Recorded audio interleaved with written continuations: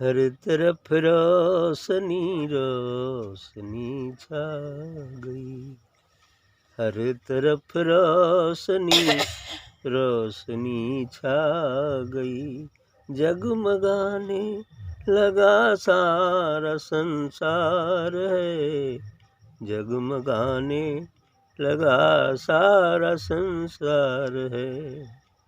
हर तरफ रोशनी रोशनी छा गई, जगमगाने लगा सारा संसार है। गम जहाँ का खुशी में बदलने लगा, गम जहाँ का खुशी में बदलने लगा, जब लिए बाबा डगरिया अवतार हैं, जब लिए बाबा डगरिया अवतार हैं। गम जहाँ का खुशी में बदलने लगा, जब लिए बाबा डगरिया अवतार हैं। तेरा दामन मेरे हाथ क्या गया, तेरा दामन मेरे हाथ क्या गया, दीनों दुनिया की दौलत मुझे मिल गई। तेरा दामन मेरे हाथ क्या गया, दीनों दुनिया की दौलत मुझे मिल गई। आपकी बख्शिश का होने लगा है यकीन, आपकी बख्शिश का होने लगा है यकीन, मुतमईन हो गया ये गुनहगार है, मुतमईन हो गया ये गुनहगार है। आपकी बख्शिश का होने लगा है यकीन, मुतमईन हो गया ये गुनहगार है। और क्या कहने लगा, मुश्किलें दूर दुनिया की होने लगी, मुश्किलें दूर दुनिया की होने लगी,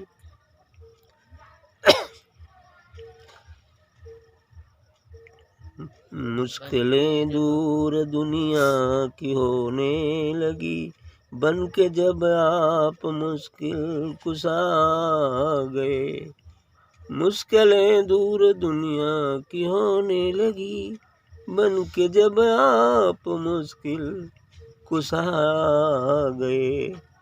जो तवस्सुम में आकर कभी थी फंसी, जो तवस्सुम में आकर कभी थी फंसी, अब वही नाव होने लगी पार है। जो तवस्सुम में आकर कभी थी फंसी, अब वही नाव होने लगी पार है। नूर से दिल को मामूर करने लगे, नूर से दिल को मामूर करने लगे, और उल्फत से सीने को भरने लगे। नूर से दिल को मामूर करने लगे, और उल्फत से सीने को भरने लगे। अपनी आँखों से छलकाई है इस तरह, अपने आँखों से छलकाई है इस तरह, अपनी आँखों से छलकाई है इस तरह, आज तक जिंदगी मेरी सरसार है, आज तक जिंदगी मेरी सरसार है। अपनी आँखों से छलकाई है इस तरह, आज तक जिंदगी मेरी सरसार है, आज तक जिंदगी मेरी सरसार है। आज साहो गदा सब आए हुए, आज साहो गदा सब आए हुए, सब अदब से है सर को झुकाए हुए। आज साहो गदा सब हैं आए हुए, सब अदब से हैं सर को झुकाए हुए। होश में चल होश में रख संभल के राही कदम, होश में रख संभल कर राही कदम। देखे प्यारे सतगुरु का दरबार है, देखे प्यारे सतगुरु का दरबार है। हर तरफ रोशनी रोशनी छा गई, जगमगाने लगा सारा संसार है। हाँ, देखिए क्या भाव है इस भजन का। हर तरफ रोशनी रोशनी छा गई, जगमगाने लगा सारा संसार है। जब साधक या भक्त साधना करते करते अपने निज स्वरूप को प्राप्त होता है, अर्थात शून्य हो जाता है, अशरीरी हो जाता है, विदेह हो जाता है, उस समय उसके अंतर से ही वह ज्ञान का सूर्य प्रस्फुटित होता है और पूरा जगत ही नहीं, अन्य ब्रह्मांडों में वो दिव्य तेज फैल जाता है। अर्थात वह सूर्य पाताल से लेकर और 7वें आकाश तक सभी अन्य ब्रह्मांडों में व्याप्त हो जाता है वो प्रकाश। हालांकि संसार की ही बात है तो यह ब्रह्मांड भी उस प्रकाश से ही पूरित हो जाता है। अर्थात समस्त आकाश, जिसे व्योम कहते हैं, एक दूसरी परिभाषा व्योम की है कही जाती है आकाश की। तो व्योम का अर्थ है जो उस ऊर्जा से परिपूरित हो, उस अनाम उस दिव्य ऊर्जा से परिपूरित आकाश को जब देखा जाता है तब उसे हम व्योम कहते हैं। उस समय वो व्योम होता है जब वो इस दिव्य ऊर्जा से परिपूरित हो, दिखता है तो परिपूरित ही, लेकिन जब दिख जाए तो वो व्योम हो जाता है। तो जगमगाने लगा सारा संसार है, समस्त जगत तो ऊर्जा से जगमगा उठता है। हालांकि जगत वालों को इसका एहसास हो या न हो, लेकिन जो इसका एहसास करता है उसके लिए तो समस्त जगत उस दिव्य प्रकाश से ही परिपूरित दिखता है। आगे है, गम जहाँ का खुशी में बदलने लगा, जब लिए बाबा डगरिया अवतार है। जब कोई सदगुरु जन्म लेकर आता है, जब सरकार आए तो भी मज़ा था, बड़ा मज़ा आता था वहाँ जाने। तो इस तरह से सरकार जब अवतार लेकर आए, कोई सदगुरु जब अवतार लेकर आता है तो क्या कहते हैं, सब जाते हैं वहाँ, सबका कल्याण करते हैं। जो भी कोई जाता है तो उसकी मुश्किलें तो दूर होती ही है ना। अब वो क्या करना है, वही तो कर रहा है। सर्वे भवन्ति सुखिनः सर्वे सन्तु निरामया, यही तो नारा हो जाता है। अब भाई जाएगा कोई तो उसका दुख तकलीफ कुछ न कुछ जो होगा, जहाँ तक होगा, यदि होने लायक तो हो भी जाएगा, यदि बहुत जठर है तो नहीं भी हो सकता है। तो ये चीज़ें हैं, संसार की मुश्किलें दूर हुई। विशेषकर तो सुनते हैं कहाँ संसार की मुश्किलें दूर करने चाहते हैं लोग, और हुई भी, होती भी हैं, लेकिन बिरला लोग होते हैं जो बिल्कुल हमेशा हमेशा के लिए संसार की मुश्किल दूर करना चाहते हैं ताकि भी संसार में आना ही ना पड़े, तो फिर मुश्किलें कहाँ से आएंगी, है ना। ऐसा भी है ना, संसार में आना ही ना पड़े, फिर मुश्किलों का क्या गम, ये बात हुई। तो आगे कहते हैं कि तेरा दामन मेरे हाथ क्या आ गया, दीनों दुनिया की दौलत मुझे मिल गई। जो पक्का भक्त होता है वो सद्गुरु का दामन यदि पकड़ ले, पूर्ण निष्ठा और विश्वास से संसार की कभी कामनाओं का त्याग कर, तब वो क्या हो जाएगा, वही हो जाएगा जो है तीनों दुनिया की दौलत मुझे मिल गई, पूरी दुनिया की दौलत उसे मिल जाती। पैसा नहीं है 1 रुपया, लेकिन दुनिया की दौलत है, ये तो निश्चित है ना। खाने को नहीं है लेकिन दुनिया की दौलत है, इसलिए कि संतुष्टि है ना, क्योंकि उसके विधान में होगा। खाने को आज नहीं लिखा है तो कैसे खाएंगे, है ना, विधान में होगा ना, क्योंकि कहा जाता है कि दाने दाने पर लिखा है खाने वाले का नाम। बिल्कुल सही है। और उस खाने पर आपका नाम नहीं लिखा है ना, तो थाली सामने आएगी और चली जाएगी। दूसरा भले खा लेंगे, लेकिन वो दाने पर नाम नहीं लिखा है तो नहीं खाए। ऐसा घटित भी हुआ है, ठीक है। तो हाँ, हम घटित भी हुआ है, इसलिए हम डायरेक्टली कहते हैं कि नहीं, होता है ऐसा, है ना। तो ये चीज़ें हैं कि तीनों दुनिया की दौलत मुझे मिल गई, वो भक्त साधक संतुष्ट रहता है किसी भी स्थिति में। इसलिए तीनों दुनिया, क्योंकि जो राशि को प्राप्त हो जाएगा तो दाने तो उसमें है ही। जो समुद्र को प्राप्त हो जाए, महासागर को प्राप्त हो जाएगा, क्या उसमें जल की बूंदें नहीं? इसलिए संतुष्ट रहता है, उसकी राजी में ही, रजा में ही राजी रहता है। उसकी रजा अर्थात उसकी मर्जी क्या है, वो क्या करना चाहता है, उसी में राजी रहना परम सुख है। ठीक, ये चीज़ें हैं। आगे कहते हैं, आपकी बख्शिश का होने लगा है यकीन, मुतमईन हो गया यह गुनहगार है।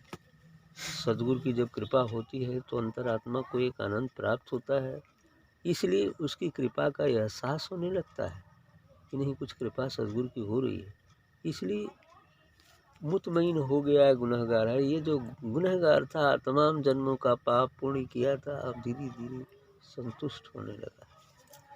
मुतमईन हो गया ये गुनहगार है, जो गुनहगार था अब वो धीरे धीरे शांत होने लगा है।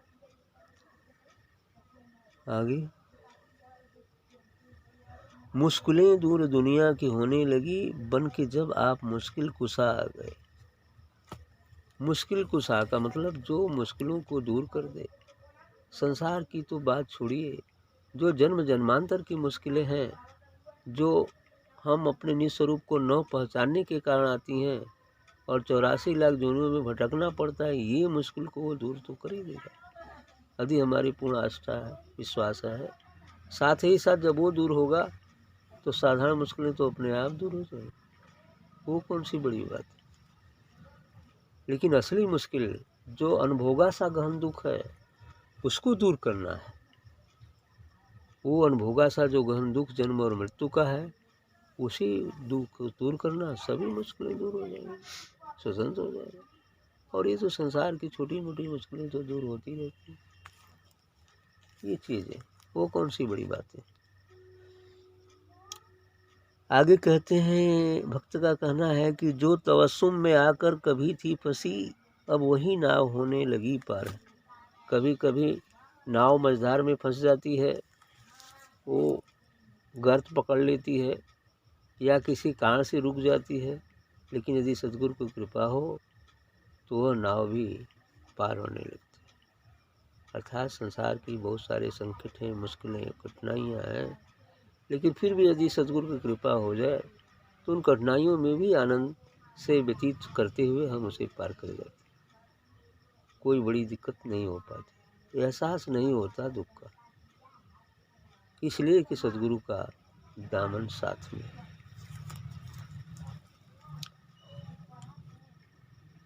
जो नूर से दिल को मामूर करने लगे और उल्फत से सीने को भरने लगे, यही तो सदगुरु का क्रिया है।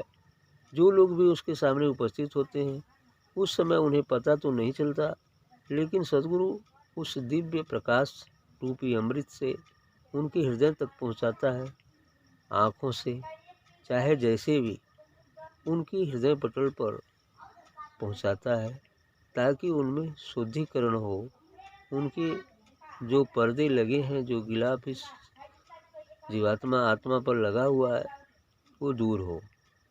इसीलिए सत्संग जरूरी होता है और ध्यान भी जरूरी होता है। इसलिए कि यदि हम सानिध्य में हैं तो अलग की बात है, लेकिन ध्यान करते हैं तो थोड़ा और बढ़िया सी बात हो जाती है। इस तरह से इस दिव्य ऊर्जा जो परम ऊर्जा है, वही ऊर्जा से सद्गुरु सभी लोगों के हृदयों में भेजते हैं। लेकिन जो इधर मुख किए रहेंगे उन्हीं को जा पाएगा, जो इधर मुख नहीं किए हैं तो उनको कहाँ से मिलेगा। क्योंकि वो कहा न, सुधा वृष्टि भई दो दल माही, जिए भालु कप निश्चर नहीं। तो जो अपना मुख नीचे किए हैं वो ऊर्जा पहुँच कर भी वापस चली जाएगी, और जो अपना मुख सीधी किए हुए हैं तो वो ऊर्जा उनमें जाएगी। जितना उनका सामर्थ्य है उतना ही दिया जाता है, जितना विद्युत के बल्ब का सामर्थ्य है उतना ही ऊर्जा दिया जाएगा, ज़्यादा नहीं दिया जाता है। ऐसे ही संत सद्गुरु का क्रियाकलाप करते करते धीरे धीरे आगे उसे इस ऊर्जा को सहने की क्षमता ले आते हैं, और जब वो पूर्ण समर्थ हो जाते हैं कि नहीं अब ये सह लेगा, तो यानी पूर्ण हम उसी समय वह विधेय हो जाता है, तुरंत ऊर्जा मिल काम बन जाता है।